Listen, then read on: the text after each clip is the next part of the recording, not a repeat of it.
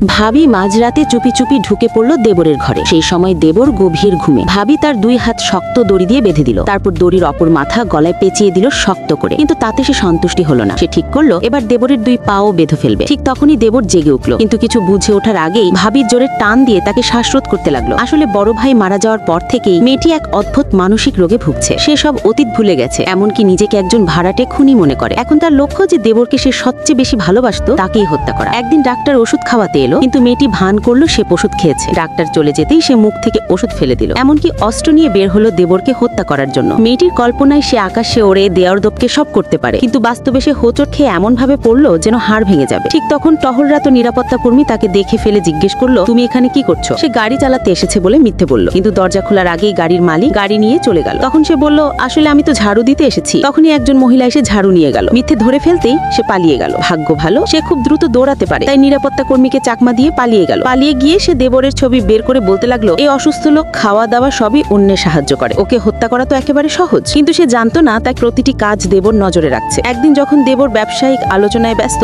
ভাবি তার চায়ের মধ্যে বিষ মিশিয়ে দিল। সে ড্যাব ড্যাব করে তাকিয়ে রইল দেবরের দিকে, কিন্তু দেবর সেই চাই খেলো না। দেবর বলল, আমি এই চা খাবো না, তুমি এটি বিষ মিশিয়েছো। মেয়েটি অবাক, কিভাবে জানলো? আমি তো কোনো প্রমাণ রাখিনি, তুমি আমাকে মিথ্যে দোষারোপ করছো। এরপর মেয়েটি বোঝানোর চেষ্টা করলো, না না, আমি তো তোমার কাজের চাপ কমাতে চেয়েছি, বিদেশ থেকে খুব ভালো চা এনেছি, এতে শরীর ভালো লাগবে, ঘুমও আসবে। দেবর বলল, তাহলে তুমি খাও। মেয়েটি থমকে গেল, না, এটা তো বিশেষভাবে তোমার জন্য আনা। পাশের লোকটি বলল, এ তো সে নিজেই খেতে চাইছে না। মুঝে লাগতা হে দাল মে কুছ কালা হে, পুলিশ ডাকো, তাকে ধরিয়ে দেই।